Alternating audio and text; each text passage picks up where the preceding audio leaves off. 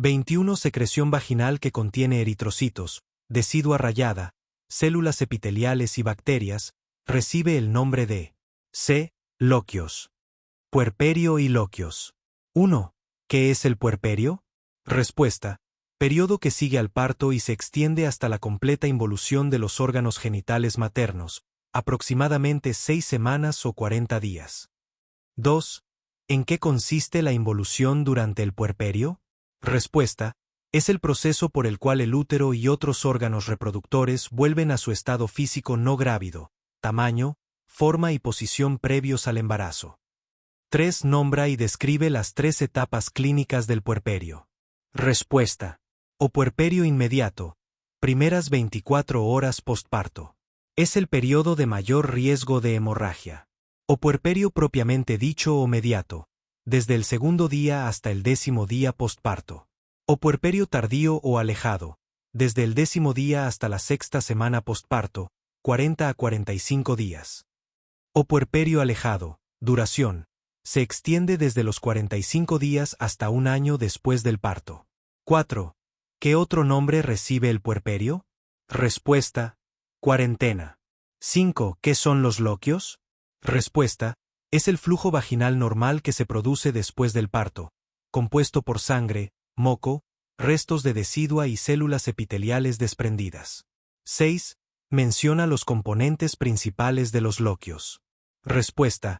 Eritrocitos, glóbulos rojos, leucocitos, restos de decidua, endometrio gestacional, células epiteliales, bacterias saprófitas de la vagina y líquido seroso.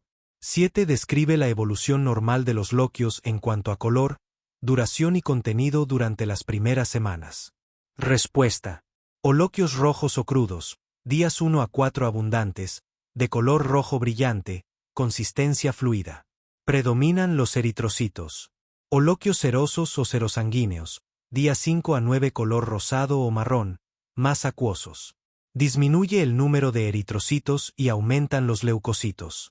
O loquios blancos o alba, días 10 a 14 en adelante escasos, de color blanquecino o amarillento. Compuestos principalmente por leucocitos, mucus y células epiteliales. 8. ¿Cuál es la duración total normal del flujo de loquios? Respuesta. Entre 3 y 6 semanas, disminuyendo progresivamente en cantidad. 9. ¿Qué indica la persistencia de loquios rojos, loquios sanguinolentos, después de la primera semana postparto? Respuesta.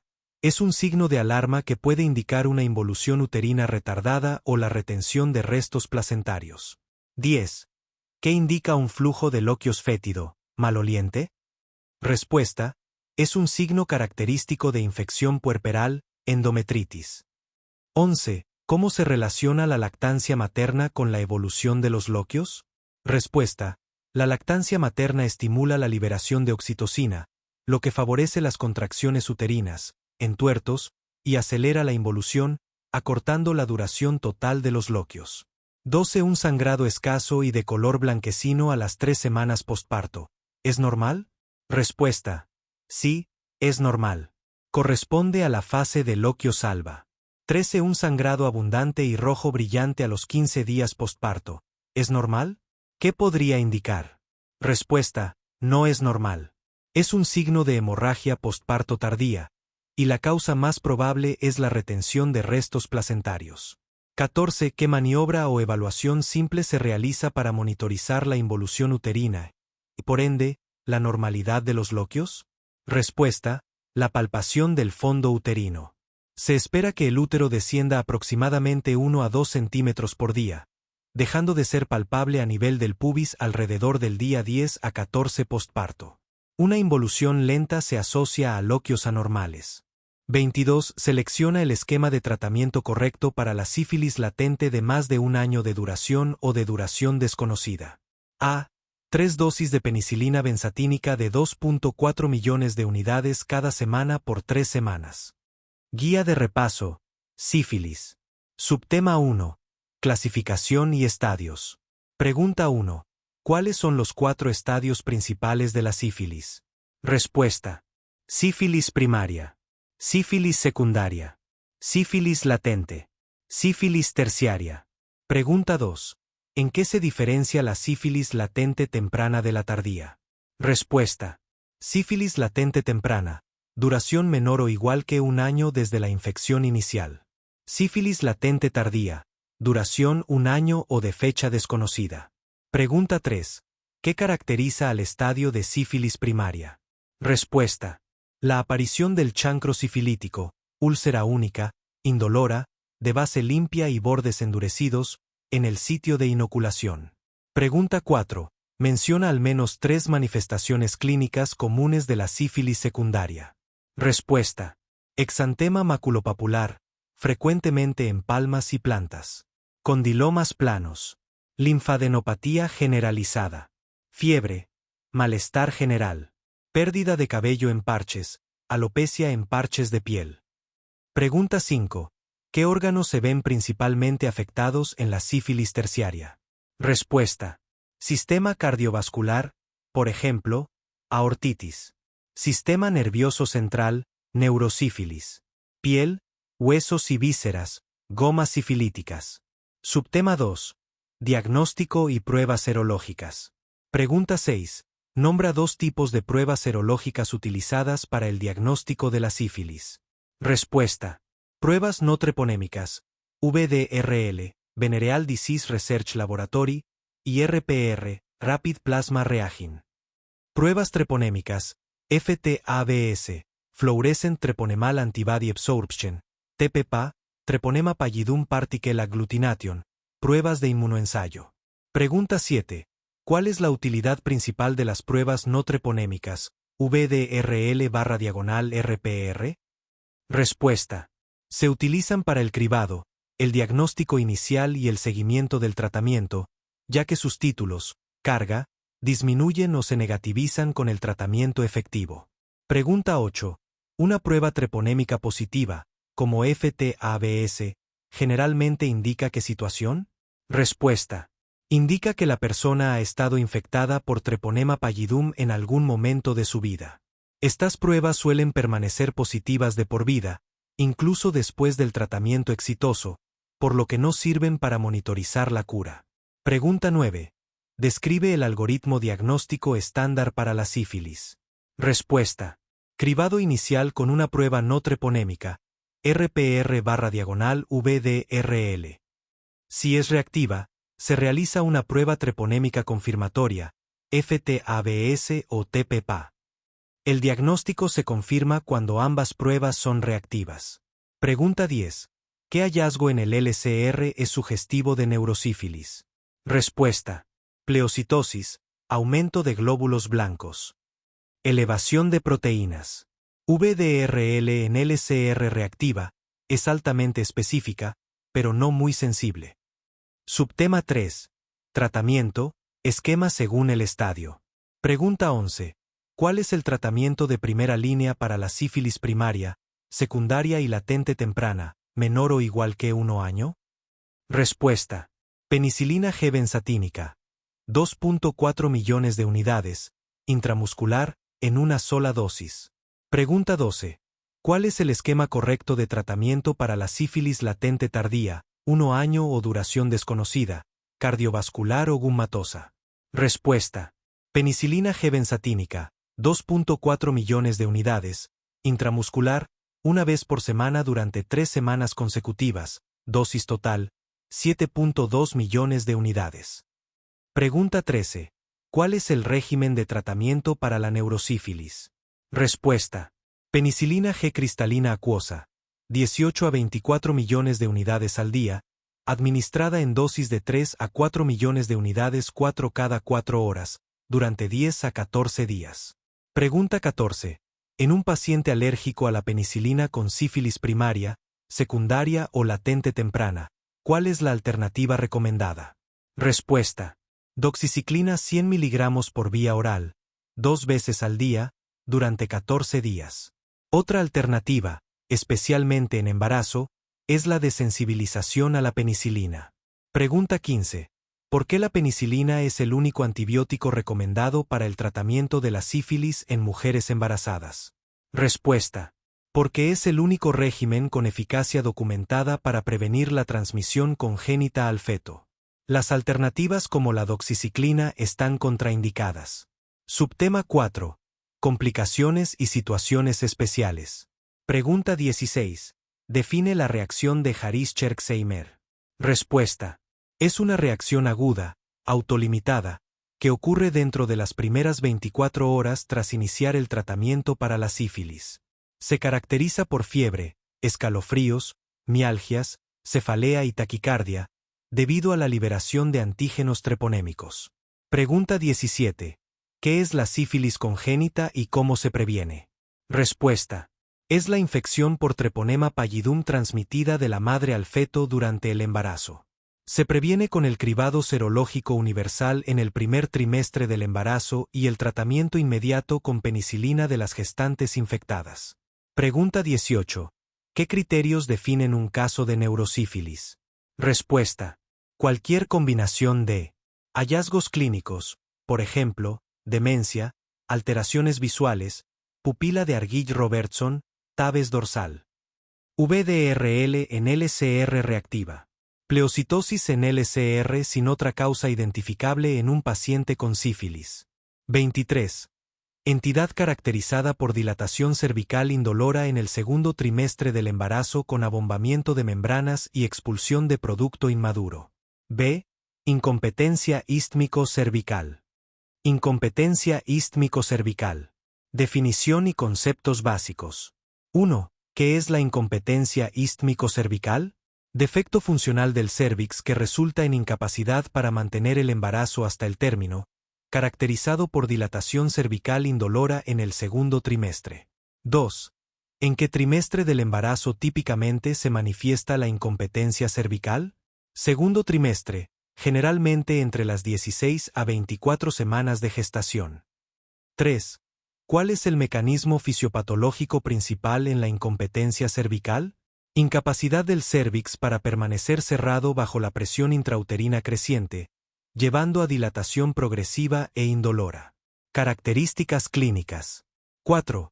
¿Cuáles son los 3 hallazgos clínicos característicos de la incompetencia cervical? Dilatación cervical indolora. Abombamiento de membranas amnióticas a través del cérvix. Expulsión de producto inmaduro con mínimo dolor. 5. ¿Cómo se diferencia el dolor en la incompetencia cervical vs amenaza de aborto? Incompetencia cervical.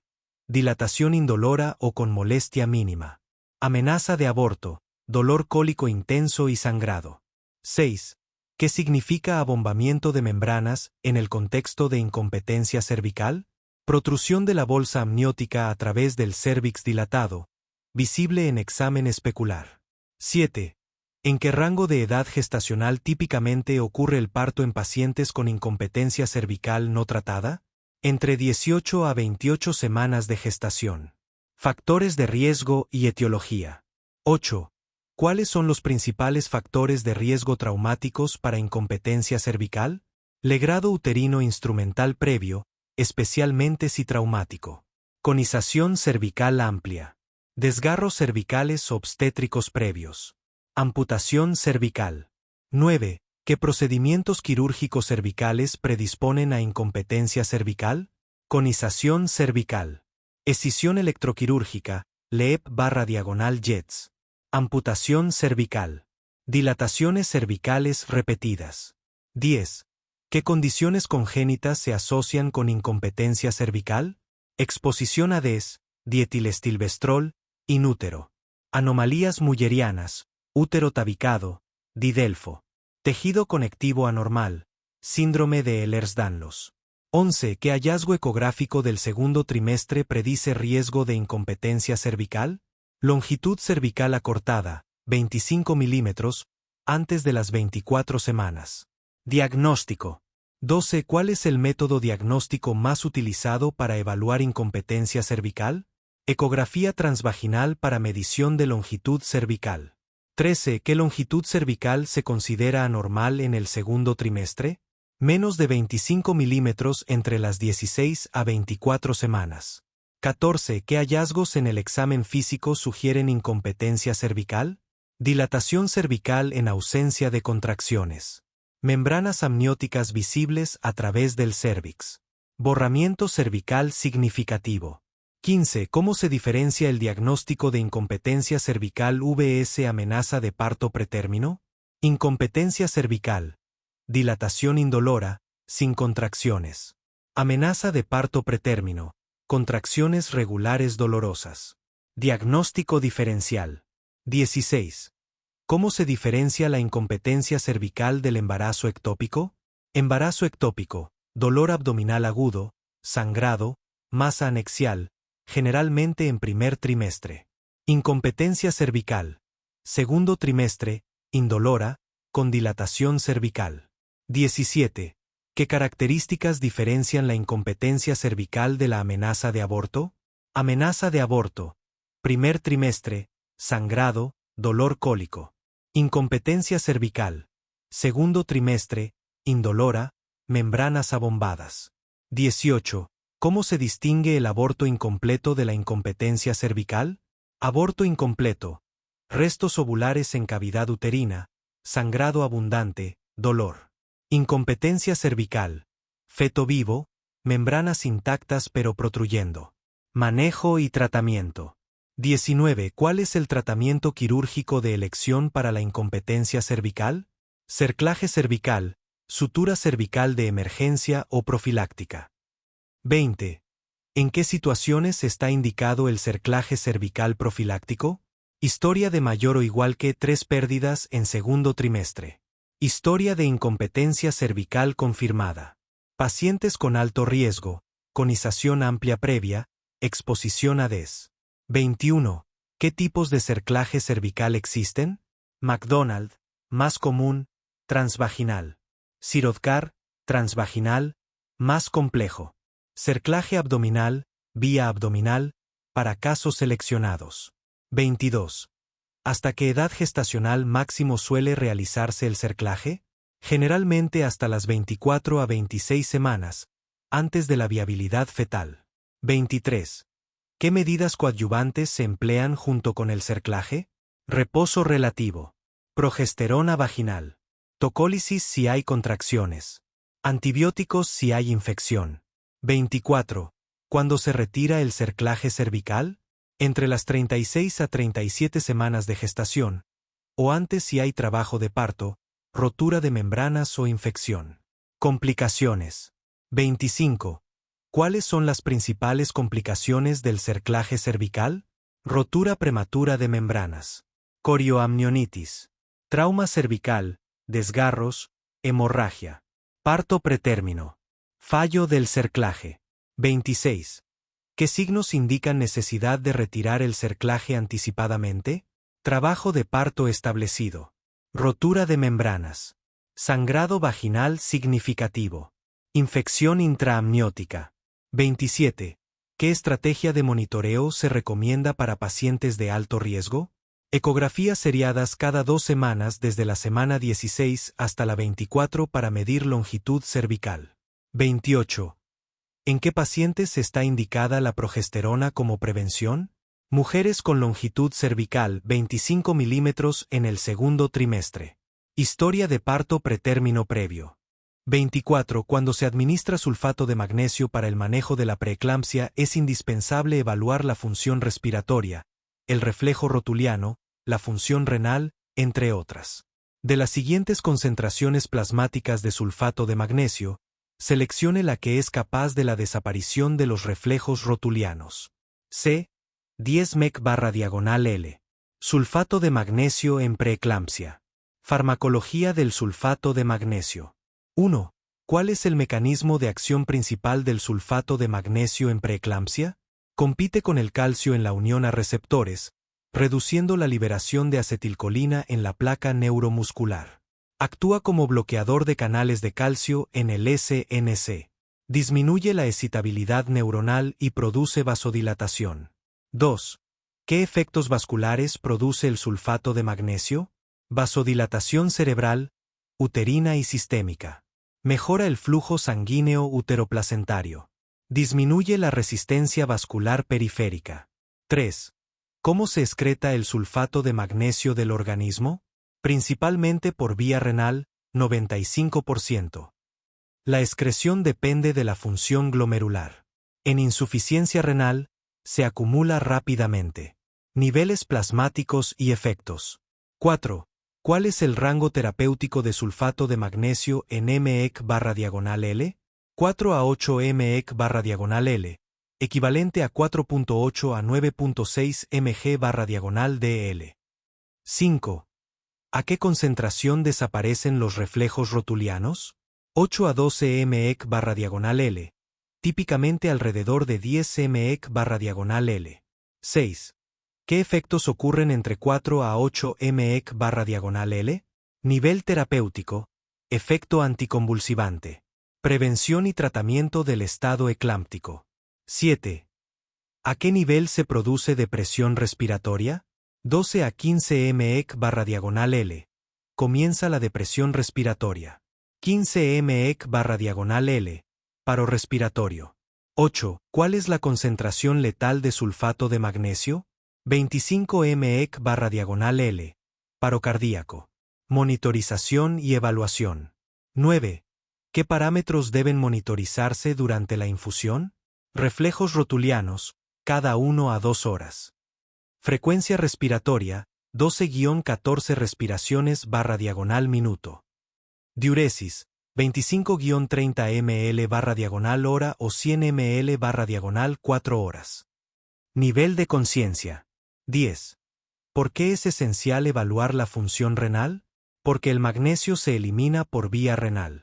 La insuficiencia renal causa acumulación tóxica. Permite ajustar la dosis según el aclaramiento de creatinina. 11. ¿Qué reflejos se evalúan específicamente? Reflejo rotuliano, patelar. Reflejo bicipital. Reflejo aquiliano. Administración y dosis. 12. ¿Cuál es el régimen de dosificación estándar? Dosis de carga, 4 a 6 gramos 4 en 15 a 20 minutos. Dosis de mantenimiento, 1 a 2 g/hora por infusión continua. 13. ¿Qué precauciones deben tomarse en la administración? Monitorización continua de signos vitales. Evaluación frecuente de reflejos. Control estricto de balance hídrico. 14. ¿Cómo se prepara la solución para infusión continua? 20 gramos de sulfato de magnesio en 500 ml de solución salina. Equivale a 40 mg/ml o aproximadamente 3.3 mEq/g. Toxicidad y antídoto. 15. ¿Cuáles son los signos iniciales de toxicidad? Rubor y sensación de calor. Sedación, letargo. Debilidad muscular. Náuseas y vómitos. 16. ¿Qué hacer ante signos de toxicidad? Suspender inmediatamente la infusión. Administrar gluconato de calcio 1 gramo 4, 10 ml al 10%, en 10 minutos. Soporte ventilatorio si es necesario. 17. ¿Por qué el gluconato de calcio es el antídoto? El calcio antagoniza los efectos del magnesio. Compite en los mismos sitios de acción. Revierte rápidamente la depresión neuromuscular. Indicaciones y contraindicaciones. 18. ¿Cuáles son las principales indicaciones? Profilaxis y tratamiento de convulsiones en preeclampsia/eclampsia. Neuroprotección fetal en parto pretérmino. Tocólisis, aunque controversial. 19. ¿Qué condiciones contraindican su uso? Miastenia gravis. Bloqueo cardíaco. Insuficiencia renal severa. Aclaramiento, 30 ml/min. 20. ¿Qué interacciones medicamentosas son relevantes? Potenciación con bloqueantes neuromusculares. Aumento de efectos con nifedipino. Potenciación con otros depresores del SNC. Consideraciones prácticas. 21. ¿Cómo se evalúa adecuadamente el reflejo rotuliano? Paciente sentada o acostada con piernas colgando. Golpe suave sobre el tendón rotuliano con martillo de reflejos. Respuesta normal. Extensión de la pierna. 22. ¿Qué frecuencia respiratoria indica toxicidad inminente?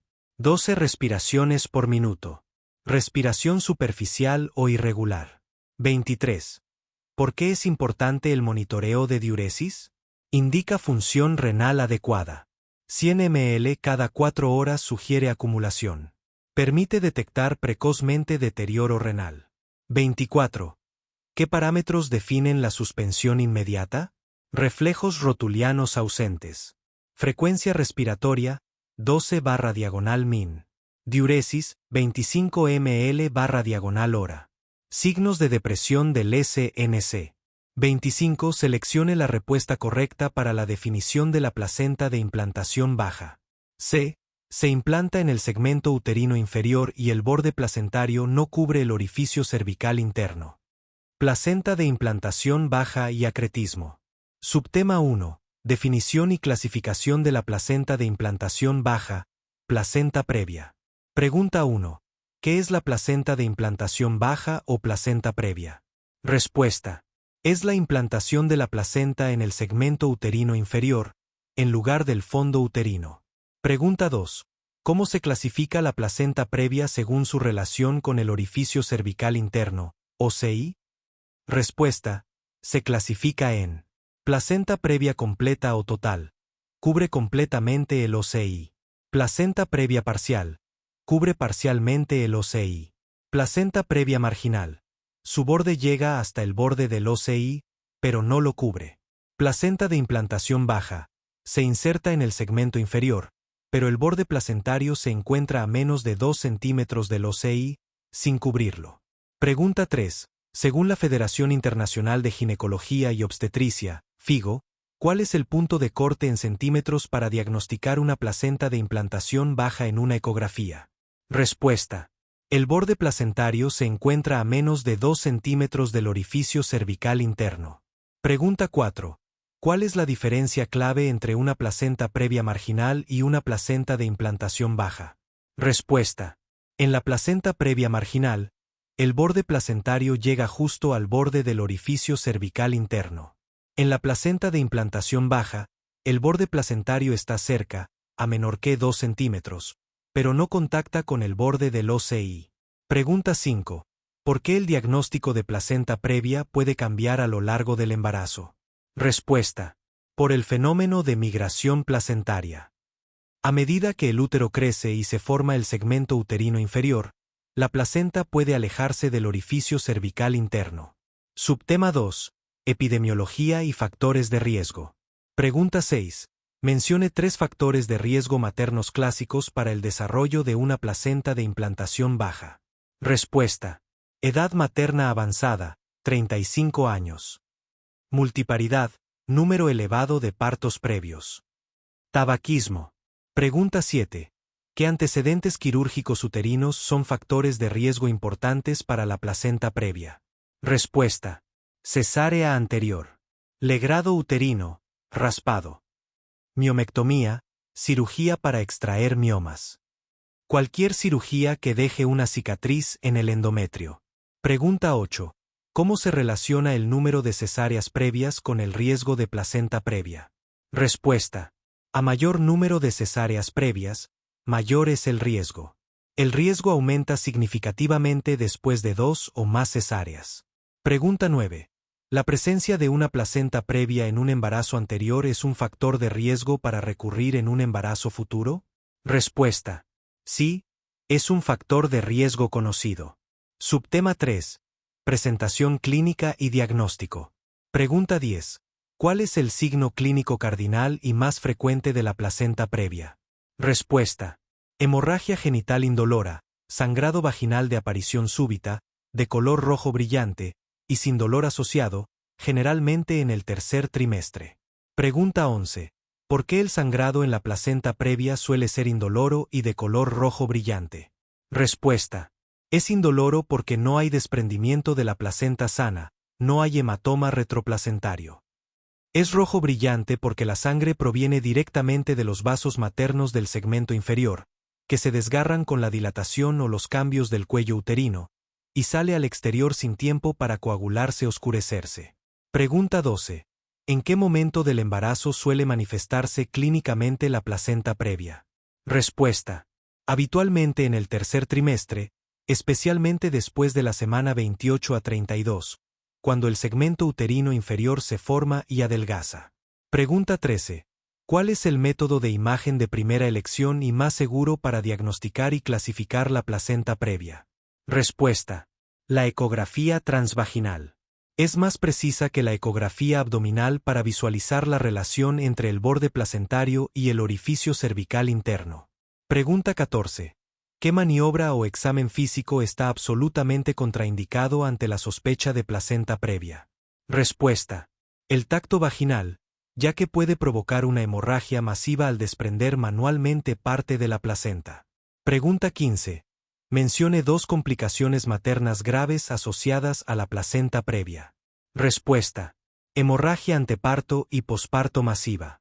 Acretismo placentario, placenta acreta. Shock hipovolémico. Mayor necesidad de transfusión sanguínea e histerectomía. Pregunta 16. Mencione 2 complicaciones fetales asociadas a la placenta previa. Respuesta. Parto prematuro iatrogénico o espontáneo. Restricción del crecimiento intrauterino, RCIU. Sufrimiento fetal agudo por hipovolemia materna. Malpresentaciones, EJ. Presentación podálica o transversa. Subtema 4. Acretismo placentario. Pregunta 17. ¿Qué es el acretismo placentario o espectro placenta acreta? Respuesta.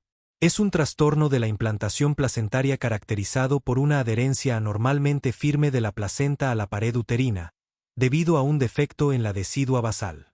Pregunta 18. Según la profundidad de la invasión, ¿cómo se clasifican los distintos tipos de acretismo? Respuesta. Placenta acreta. La placenta se adhiere al miometrio, pero no lo invade. Placenta increta. La placenta invade el miometrio. Placenta percreta. La placenta atraviesa todo el espesor del miometrio y puede invadir órganos vecinos, vejiga, intestino. Pregunta 19. ¿Cuál es el factor de riesgo principal y más potente para el acretismo placentario? Respuesta. La combinación de placenta previa y cesárea anterior. El riesgo aumenta con el número de cesáreas previas. Pregunta 20.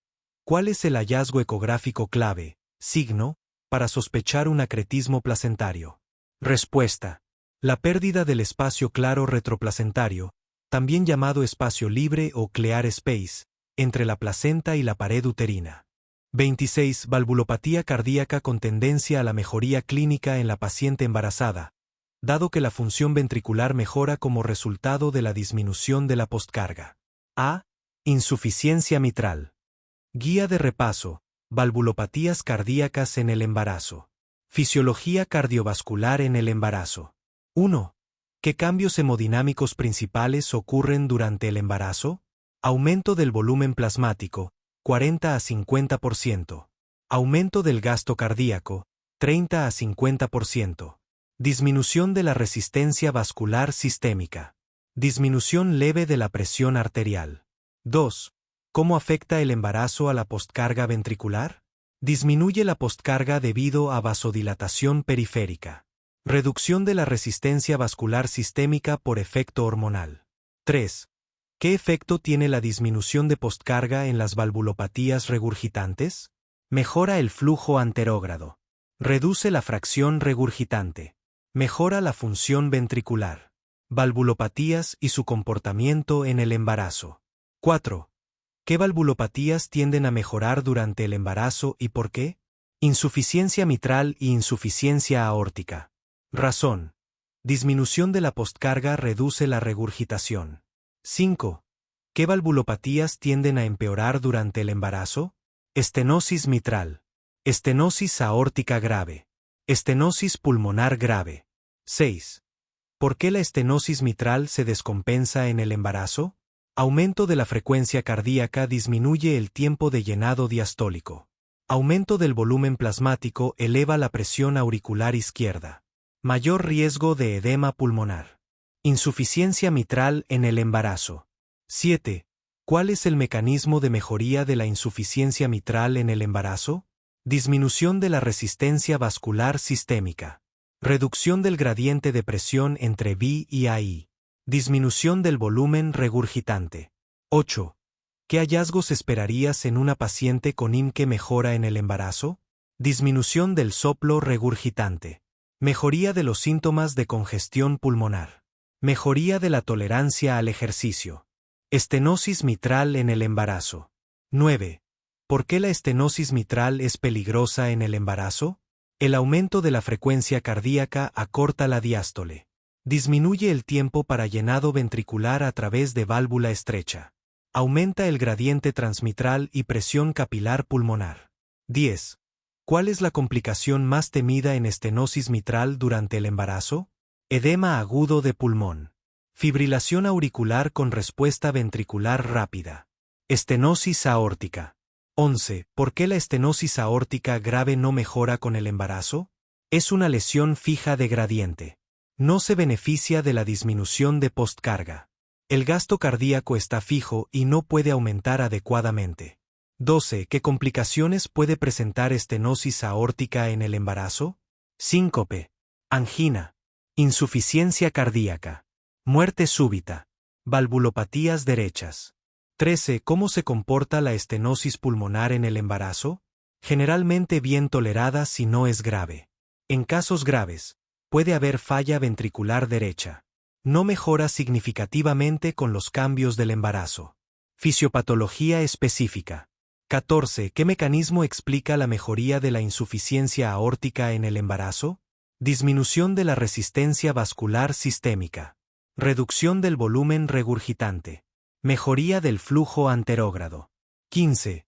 ¿Por qué las valvulopatías estenóticas no se benefician de la vasodilatación del embarazo?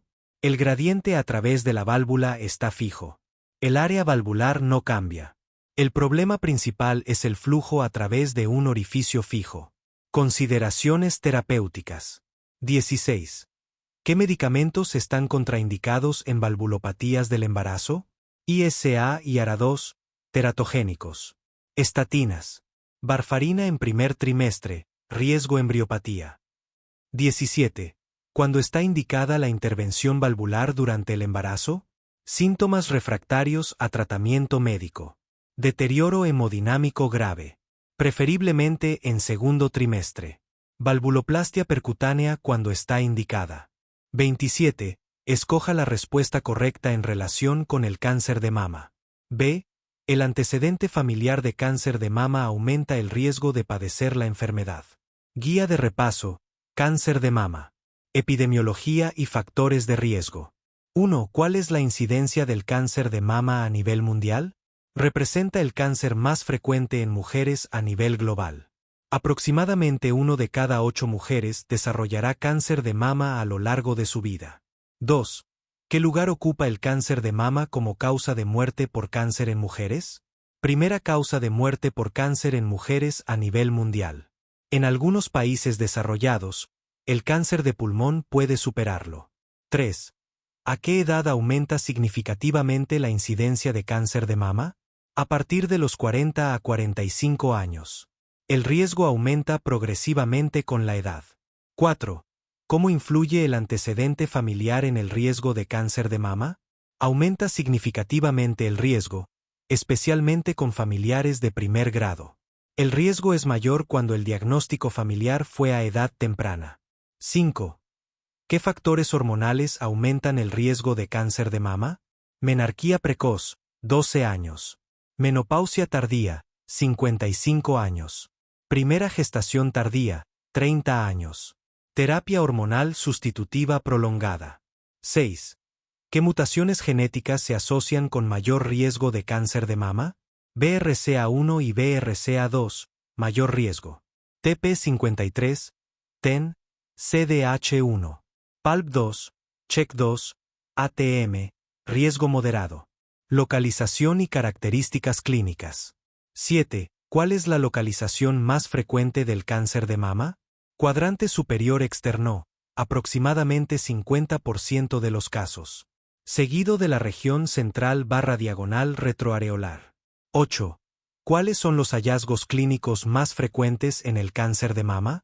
Nódulo mamario no doloroso, presentación más común. Retracción cutánea o del pezón.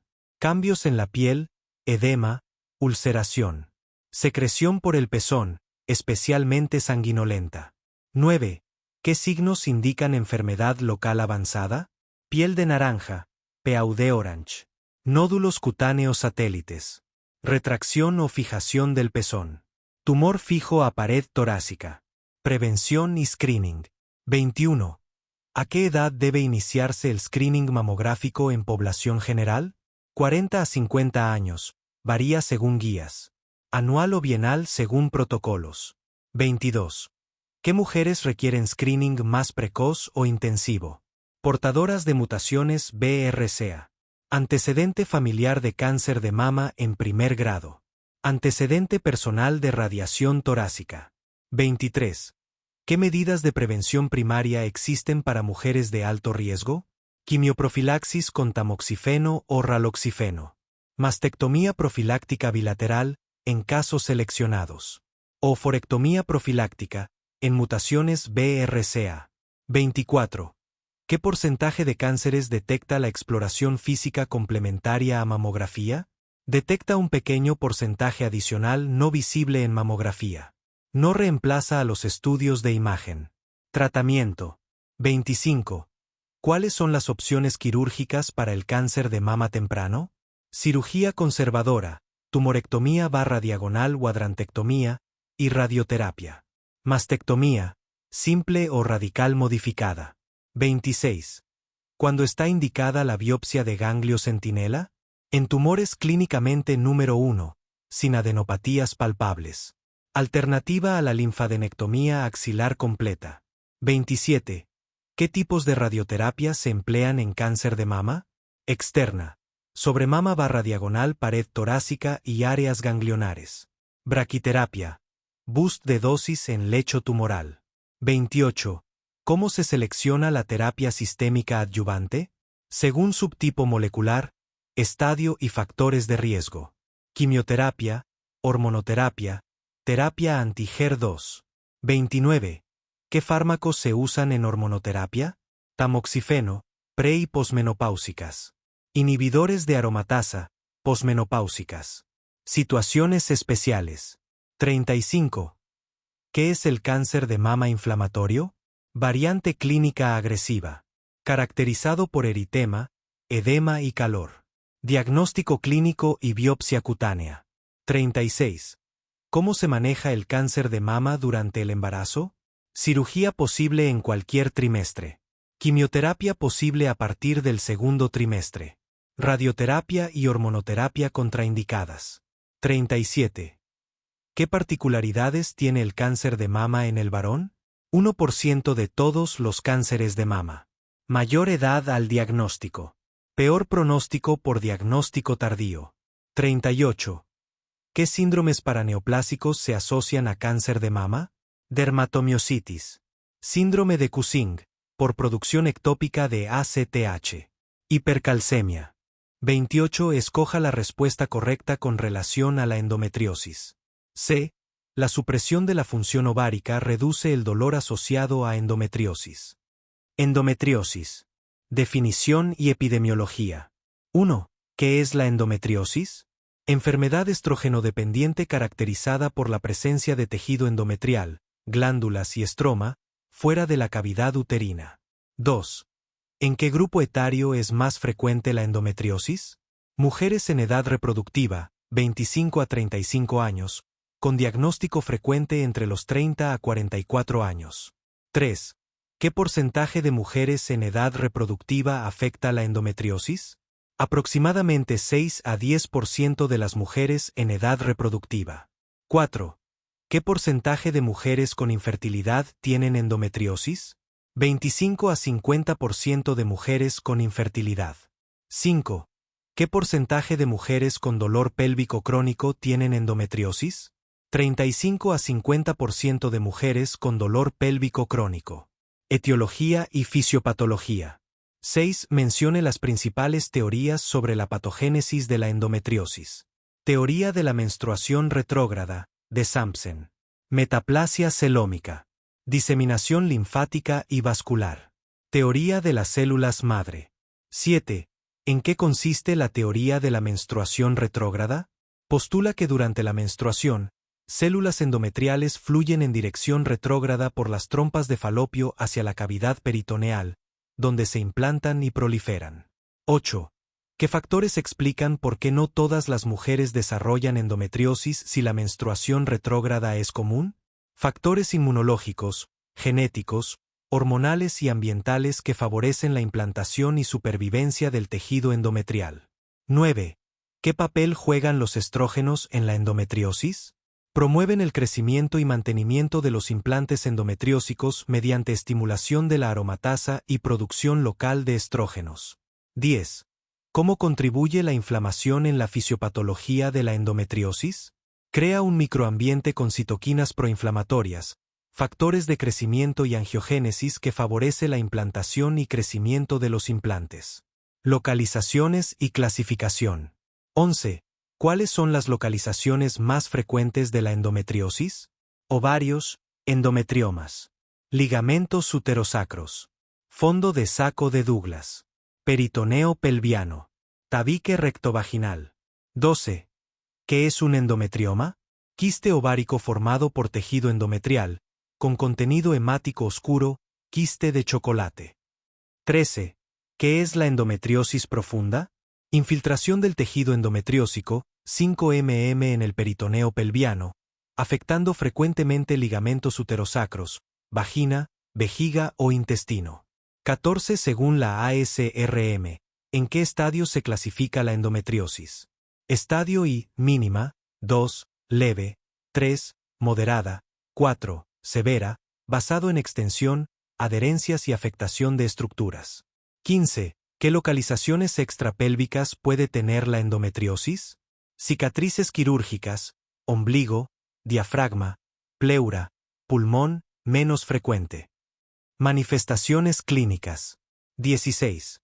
¿Cuáles son los síntomas cardinales de la endometriosis? Dismenorrea, dolor menstrual progresivo. Dispareunia, dolor con relaciones sexuales. Dolor pélvico crónico. Infertilidad. 17.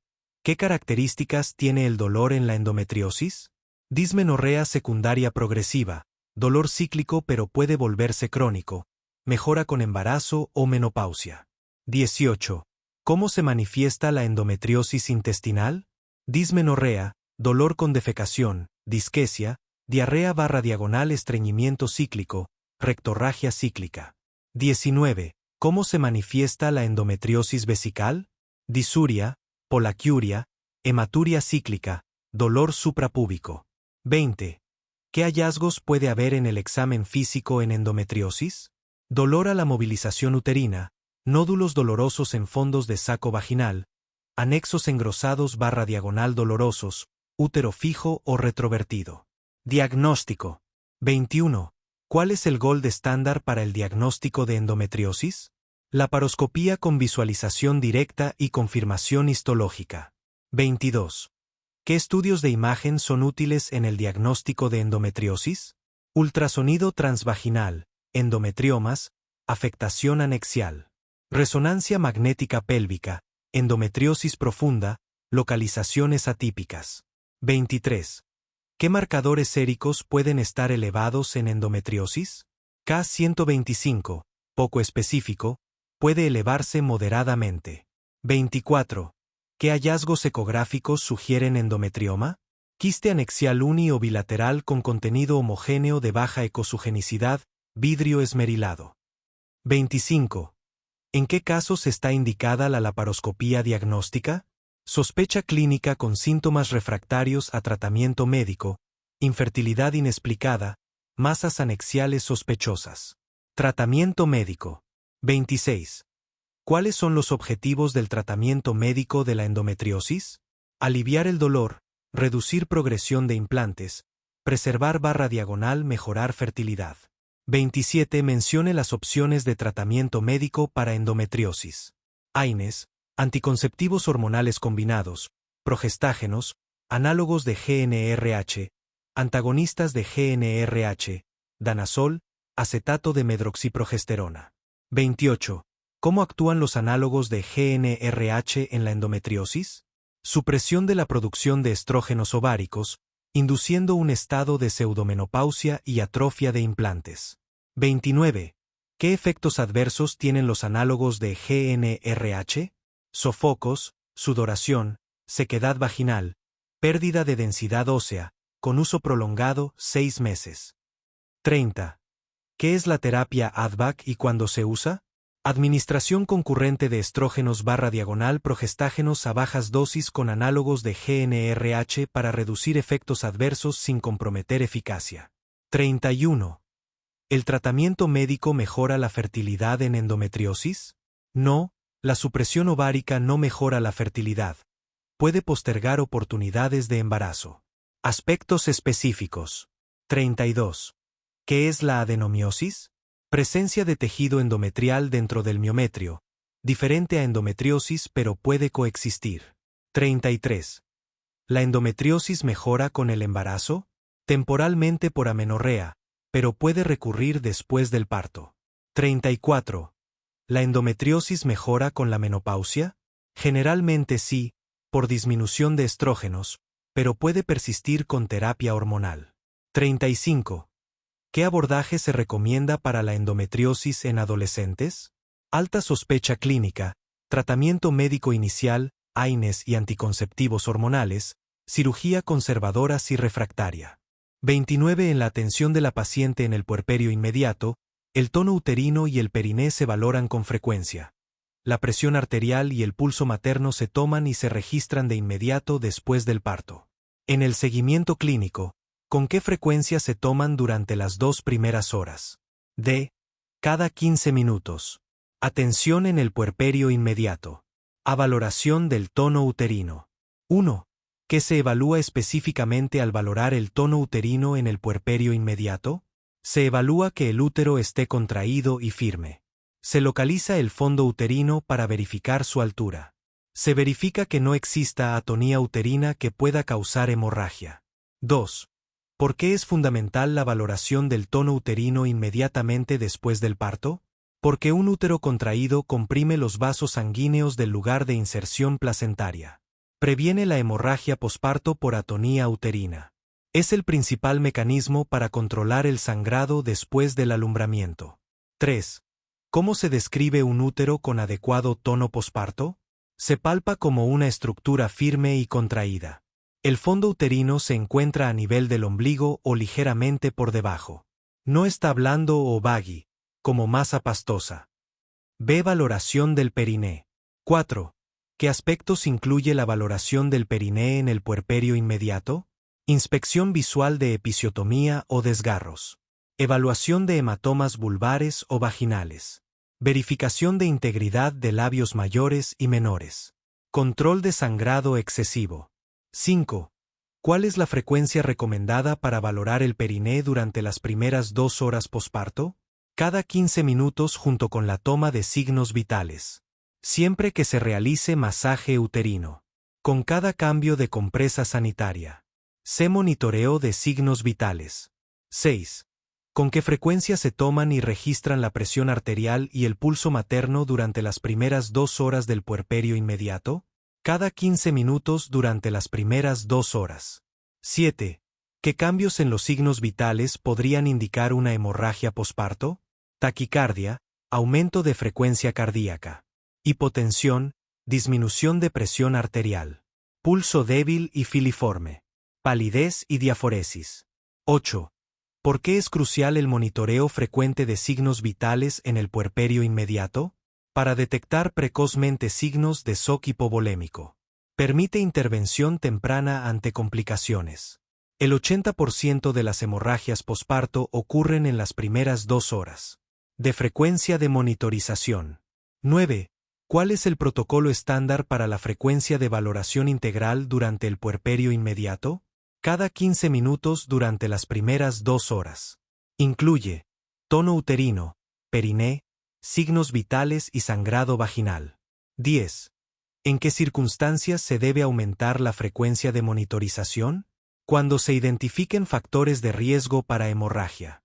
Si el útero no se mantiene contraído. Cuando hay alteraciones en los signos vitales. Ante sangrado vaginal excesivo. Complicaciones y signos de alarma. 11. ¿Qué hallazgos en la valoración uterina indican riesgo de hemorragia? Útero blando o baggy. Atonía. Fondo uterino por encima del nivel esperado. Coágulos grandes en el sangrado vaginal. 12. ¿Qué signos en la valoración del periné requieren intervención inmediata? Hematoma vulvar en crecimiento. Sangrado activo de episiotomía o desgarro. Dolor perineal intenso y desproporcionado. F. Técnicas de valoración. 13. ¿Cuál es la técnica correcta para valorar el tono uterino? Con una mano se estabiliza el útero por encima del pubis. Con la otra mano se palpa el fondo uterino. Se realiza masaje suave si está blando. 14. ¿Cómo se cuantifica adecuadamente el sangrado vaginal posparto? Pesando las compresas antes y después de su uso. Contando el número de compresas saturadas por hora. Observando la presencia de coágulos grandes. G. Criterios de estabilidad. 15. ¿Qué criterios indican que la paciente puede ser trasladada a sala de puerperio? Estabilidad de signos vitales por al menos 2 horas. Útero firmemente contraído. Sangrado vaginal dentro de límites normales. Sin evidencia de complicaciones. 16. ¿Cuándo se puede disminuir la frecuencia de monitorización? Después de las primeras 2 horas si la paciente está estable. Cuando no existen factores de riesgo identificados. Según protocolo institucional, generalmente cada 4 horas después del periodo inmediato. 17. ¿Qué intervención se realiza inmediatamente si se detecta atonía uterina? Masaje uterino bimanual hasta que se torne firme. Administración de uterotónicos según protocolo. Vaciamiento vesical si hay distensión. Monitorización estrecha de signos vitales. 18. ¿Cuál es la posición recomendada para la paciente durante el puerperio inmediato? Decúbito dorsal con periodicidad. Se puede alternar con posición lateral. Evitar posición de litotomía prolongada. 30 es el movimiento fetal que se sigue luego de la rotación interna en los mecanismos del trabajo de parto. A. Extensión. Mecanismos del trabajo de parto. Subtema 1. Conceptos generales y definiciones. 1. ¿Qué son los mecanismos del trabajo de parto? Son la serie de movimientos pasivos que realiza el feto para adaptarse a la pelvis materna durante su descenso y nacimiento por el canal del parto. 2. ¿En qué presentación fetal ocurren típicamente los mecanismos clásicos del parto? En la presentación cefálica de vértice, con el occipucio como polo principal. 3. Nombra los 7 mecanismos del parto en el orden secuencial correcto. 1. Encajamiento. 2. Descenso. 3. Flexión. 4. Rotación interna. 5. Extensión. 6. Rotación externa. 7. Expulsión. Subtema 2. Encajamiento. 4. Define el encajamiento. Es el paso de la mayor circunferencia de la cabeza fetal, el biparietal, a través del estrecho superior de la pelvis. 5. ¿Cómo se relaciona el encajamiento con las estaciones fetales? Cuando la cabeza se encaja, se considera que está en estación 0. Las estaciones por encima de este punto son negativas, -5 a -1, y por debajo, positivas, +1 a +5. 6. ¿Qué significa la actitud o habitus fetal? Es la relación de las partes del feto entre sí, por ejemplo, la flexión de la cabeza y las extremidades sobre el tronco. En el parto normal, la actitud es de flexión generalizada. Subtema 3. Descenso, descent. 7. ¿El descenso es un mecanismo continuo o aislado? Es un mecanismo continuo que ocurre a lo largo de todo el trabajo de parto, impulsado por las contracciones uterinas y los pujos maternos. 8. Menciona 2 factores que facilitan el descenso fetal. Las contracciones uterinas. La presión del líquido amniótico, en caso de bolsa rota, la presión directa. La extensión y enderezamiento del cuerpo fetal. Los pujos maternos en la segunda etapa. Subtema 4. Flexión, flexión. 9. ¿Por qué ocurre la flexión de la cabeza fetal durante el descenso? Ocurre como un mecanismo pasivo. Cuando la cabeza encuentra resistencia en las paredes pelvianas y el suelo pélvico, el hueso occipital, que está más abajo, se desplaza hacia atrás, flexionando la cabeza y llevando el mentón hacia el pecho. 10. ¿Cuál es la importancia clínica de la flexión? Permite que el diámetro más pequeño de la cabeza fetal, el suboccipitobregmático, de unos 9.5 centímetros, se presente en el canal de parto, facilitando su paso. Subtema 5. Rotación interna, Internal Rotation. 11. ¿Qué es la rotación interna? Es el giro de 45 o 90 grados que realiza la cabeza fetal para que el occipucio pase de una posición transversal u oblicua a una posición anteroposterior, bajo la sínfisis del pubis. 12. ¿Por qué es fundamental la rotación interna para el parto? Porque el diámetro anteroposterior del estrecho inferior de la pelvis es el más grande, permitiendo el paso de los hombros después de la cabeza. La cabeza debe rotar para alinearse con este espacio. 13. En una presentación occipito transversa izquierda, OTI, ¿cuántos grados y hacia dónde rota el occipucio? Rota 90 grados en sentido antihorario, desde la perspectiva del médico, para llevar el occipucio de la posición transversa izquierda a la anterior. Subtema 6. Extensión, extensión. 14. ¿Bajo qué estructura ósea ocurre la extensión de la cabeza fetal? Ocurre bajo el arco pubiano o sínfisis del pubis. 15. Explica por qué la cabeza se extiende en este punto y no continúa en flexión. Porque la cabeza, tras la rotación interna, encuentra el punto de resistencia en el suelo pélvico por delante y el coxis por detrás. El canal de parto dirige la cabeza hacia arriba y afuera, forzando la extensión para que nazca la cabeza al flexionarse sobre el pubis. 16. ¿Qué partes de la cabeza fetal nacen en secuencia durante la extensión? Primero el occipucio, luego la frente, la nariz, la boca y finalmente el mentón. Subtema 7.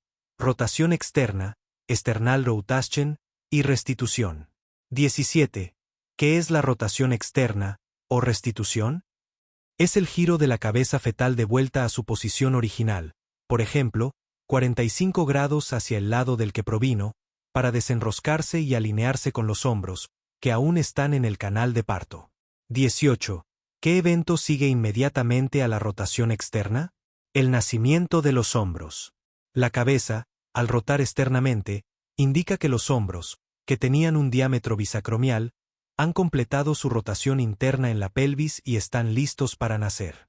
Subtema 8. Expulsión, expulsión.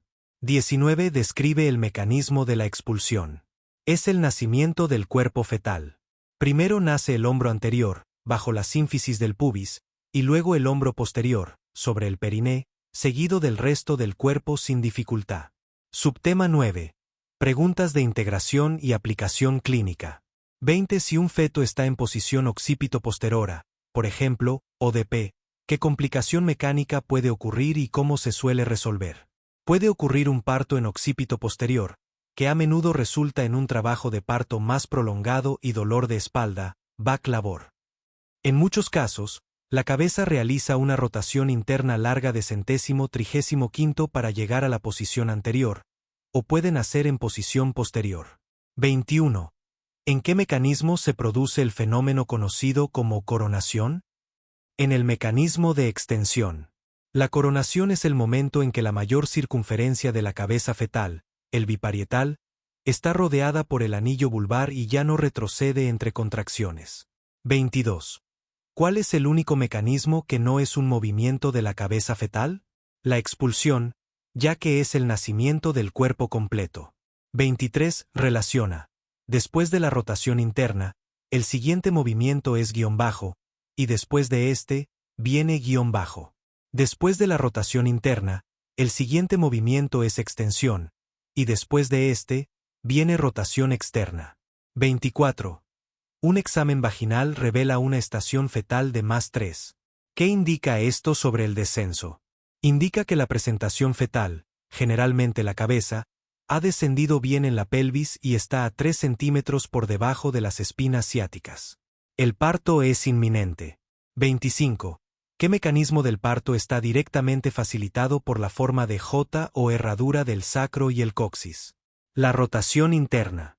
La concavidad sacrocoxígea guía y dirige la rotación de la cabeza fetal hacia la posición anterior.